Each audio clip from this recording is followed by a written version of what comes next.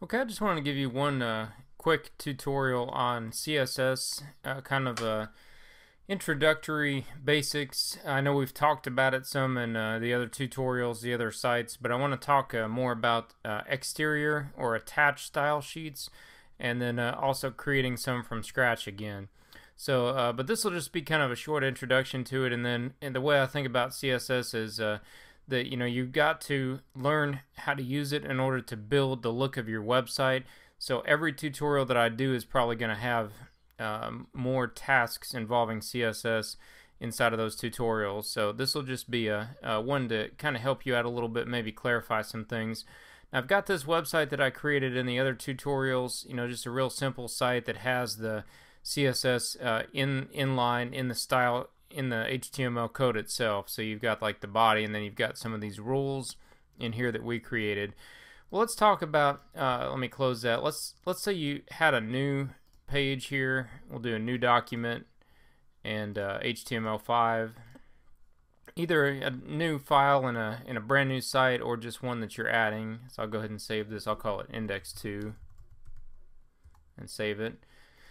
And let's say the first thing that we want to do is we know we want to have a style sheet, but we're going to be building a fairly large website, and maybe it's going to be a dynamic site that's, not just static pages. So when I say the word static and dynamic, I mean that static is a site where you create every single page individually, every HTML page yourself, and then you would update each page. Dynamic usually means that the data gets pulled from somewhere else, so it could be pulled from just a simple Excel database or a MySQL or something like that, and it probably uses some kind of code like PHP to pull that data. So if you're going to do a site like that, you're going to have a CSS style sheet that's going to apply to all of the different pages involved. So that's one way you could do it, that a lot of people use. So instead of putting the code in the actual HTML, we're going to do an attached style sheet. So we'll do a new CSS rule over here. Okay, and then we'll just do, let's say that we're going to format maybe the information or something like the text on every single page of the site. So in that case, we would still be using class. Or if you wanted to define a tag, we could do a paragraph tag. So, but this would be throughout the entire site. So let's say that this is going to be the information again. We'll call it info3 since we've already got some of that. Okay, and then down here, this is very important. This is what you're going to be getting used to doing as you start building new sites over the next few weeks of class. You're not going to be putting the CSS code directly in the HTML. You're going to attach it in a separate .css style sheet. So Dreamweaver does that for you, does a pretty nice job of it if you select new style sheet and then click OK. Now this is a new pop-up that you're gonna get that we didn't get before in those other tutorials. This is where you want to name your style sheet. So you would do styles, and then you can put the extension in if you want. It'll automatically add it. We'll just call it styles.css. That's going to be for your site. Okay, and then you can leave it relative to document. That's going to put the URL just directly to styles.css. If you had multiple folders, you may have to change this around, but you can always attach style sheets to any file you have. And then we'll go ahead and just click save. Okay, and let's go ahead and create one thing. We'll just say font family.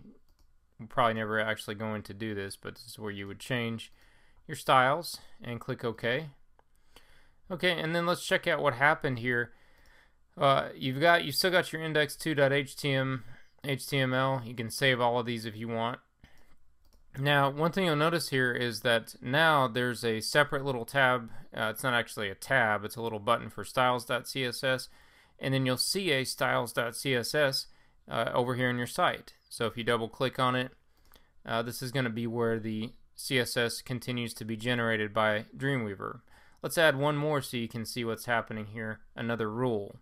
Okay, so let's do a new CSS rule. And let's say that we want this to be let's say we want this to be a tag this time, and maybe defining the paragraph tag. Okay, so you select your HTML tag from this list. I selected paragraph. And rule definition. Choose where your rule will be defined. Define it in styles.css. Of course, you have a choice here. You could define it in this document only if you know that it's only going to pertain to that document, or a new style sheet. So if you do styles.css and click OK, okay, let's go ahead and generate something for this very quickly. Alright, and let's go back to our styles right here. And this is what was just written. So you can see it's the same, pretty much the same type of code. It's just that when you do a rule for a class, it's going to have a dot and a name, and then it's going to have your rules. And then here's the one we just did for a specific tag. So it's a paragraph tag, and then this is the font that we chose and the size for that. So the benefit to this is that when you go here, like if you follow my last tutorial generating a complete website, when you go here to File, Save As, and let's just save this as page 1, it's going to automatically have the style sheet attached. So if you go back to your code, this is what it looks like. So it's a lot more streamlined if you do it this way, you know, as you get a little more into Dreamweaver, to create your own attached style sheets for each page. So link, and then that just links to the CSS styles. Same thing back here in the index 2, there's the link to it. And then I just opened up the CSS style sheet. You don't have to do that, just so you could see it. I just open it so you could check out the code there. So if you generate other pages based on your home page, that CSS style sheet will automatically become attached. But if you decided that you wanted to attach it to an existing page that you already had, like let's say this one right here, what you're going to have to do is use this little link right here, attach style sheet. And then all you do is just link. You don't want to import unless it's outside of your website. And then you would just browse to it, you know, wherever you've got it. And then styles.css, and then you go ahead and attach it just like that. Yeah, I'll cancel that. So this is an important movie.